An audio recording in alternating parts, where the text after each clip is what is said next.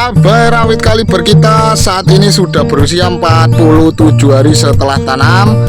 Dan kondisinya seperti ini kawanku. Waktunya kita melakukan pemupukan kali ke-6 ya kawanku. Untuk kondisi cabai rawit kita saat ini masih joroyo-royo, tetapi langsung kita berikan pupuk kocor rutin lagi kawan. Saat ini sudah mulai muncul pembungaan ya, jadi sudah memasuki fase generatif tanaman kita kawan. Makanya pupuk yang kita berikan juga pupuk fase generatif. Jadi apa saja pupuk-pupuk yang akan saya gunakan di pengocoran kali ini, nantikan atau tonton videonya sampai habis ya kawan.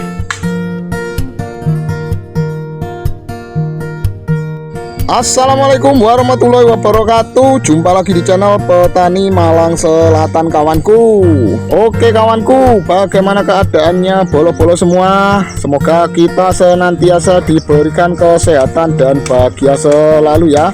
Amin ya robbal alamin. Oke kawan, kali ini saya kembali lagi di lahan cabai rawit kita yang kedua, yang saat ini sudah menginjak usia 47 hari setelah tanam.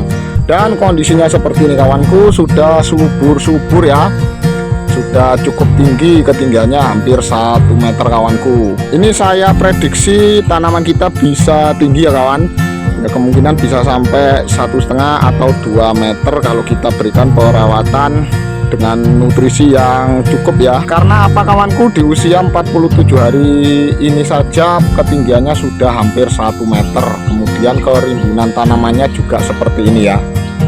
Nah seperti ini, pembungaannya juga lumayan banyak, ini double-double, bahkan ada yang 3 dalam satu ranting ya, bisa dilihat sendiri kawanku ya. Harapannya nanti tentu tanaman kita bisa subur ya, tunas airnya bisa tumbuh secara optimal, kemudian pembungaannya juga serempak dan lebat. Jadi ini bukti bahwa metode buku merah merona cukup efektif ya kawan.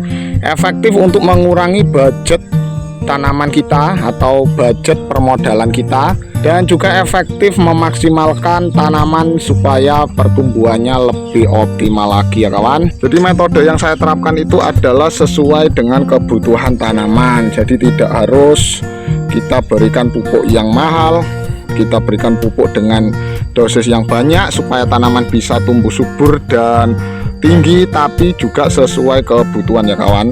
Percuma ya kalau kita berikan pupuk banyak-banyak kemudian mahal-mahal tapi tidak bisa terserap maksimal oleh tanaman. Makanya itu sama dengan pembuangan atau boros kawan. Oleh karena itu setiap metode yang saya terapkan itu pasti mengacu pada kondisi tanaman ya. Jadi sesuai kebutuhan tanaman dan daya serap tanaman itu sendiri. Tidak perlu pupuk itu banyak-banyak kawan.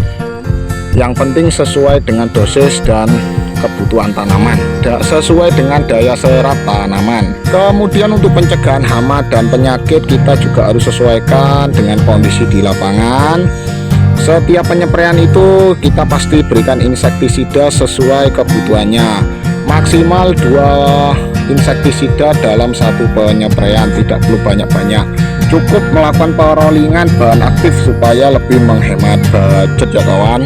Karena kita adalah petani kecil kawanku, petani kecil yang ingin memaksimalkan tanaman kita, makanya harus bisa meminimalisir biaya, tetapi tetap berharap tanaman kita itu bisa tumbuh secara optimal. Makanya setiap perawatan harus kita teliti terlebih dahulu ya kawan. Tidak langsung kita berikan pupuk atau obat-obatan tertentu, tapi harus kita teliti dulu apa yang dibutuhkan oleh tanaman, sehingga itu nanti yang kita berikan lebih akurat dan optimal diserap oleh tanaman ya kawanku.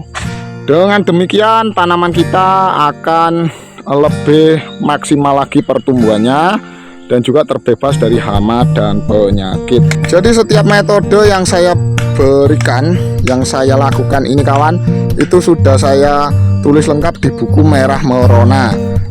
Bukunya ada 123 halaman. Sudah saya tata serapi mungkin gaya bahasa, kemudian juga supaya lebih mudah dimengerti ya bagi yang pembaca. Kemudian tutorialnya juga lengkap serta lebih tersusun rapi, mulai dari awal persemaian, kemudian awal tanam sampai perawatan harian sampai panen, beserta prediksi tanam cabai harga panen mahal. Bukunya bisa didapatkan dengan klik link di deskripsi ya kawan, harganya hanya 30 ribuan.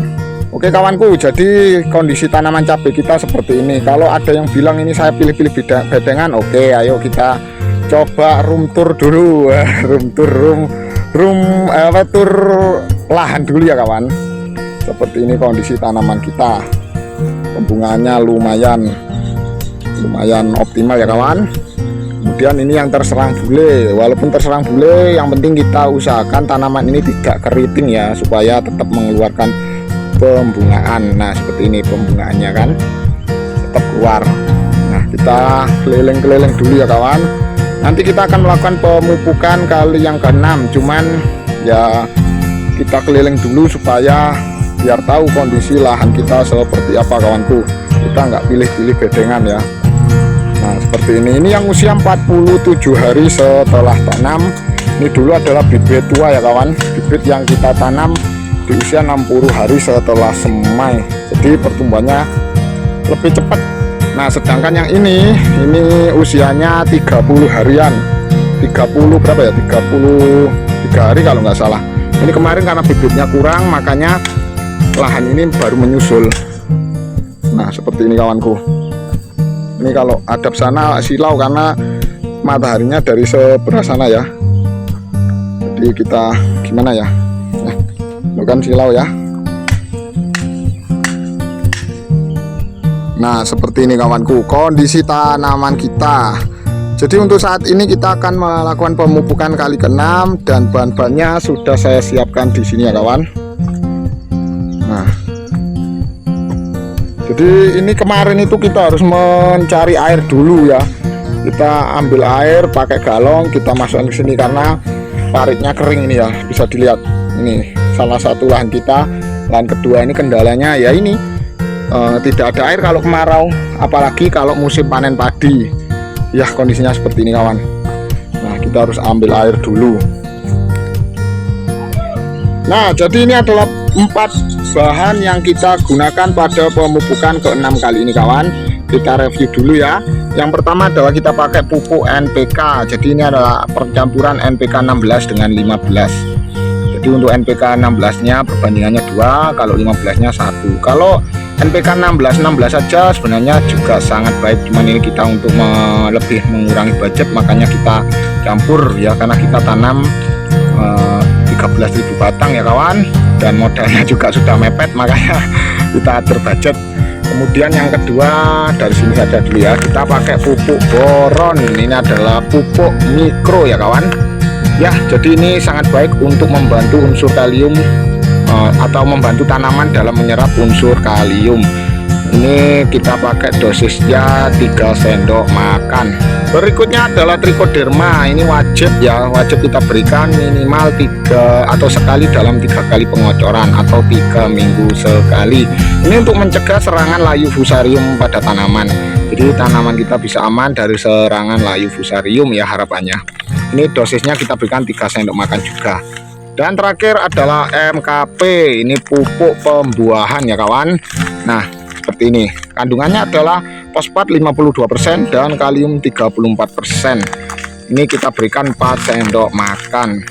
Nah jadi saya ulangi kawan, dosisnya untuk NPK nya tadi adalah 250 gram, MKP nya 4 sendok makan, Anfus 3 sendok makan, dan boron 3 sendok makan. Ini untuk air 20 liter kawanku.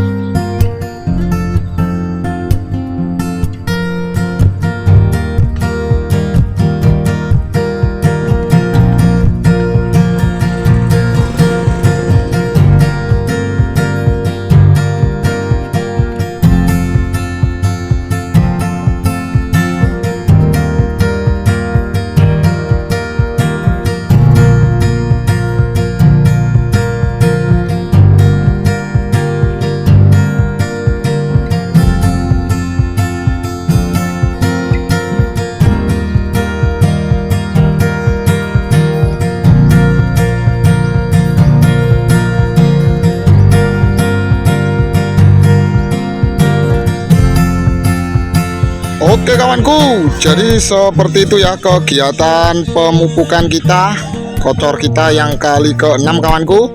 Terima kasih sudah menonton video saya dari awal sampai akhir kawanku.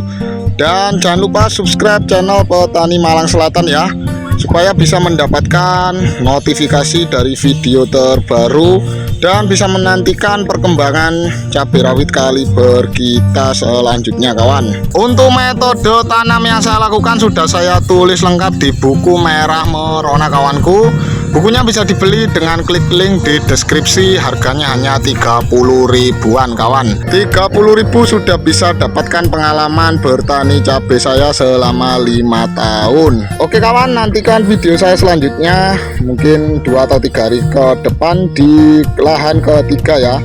Dan minggu ini perawatan di lahan kedua sudah beres kawan, pemupukan, penyepraian semuanya sudah beres. Kita nantikan di minggu selanjutnya kawan. Terima kasih sudah menonton. Wassalamualaikum warahmatullahi wabarakatuh. Salam petani makmur luar biasa kawanku.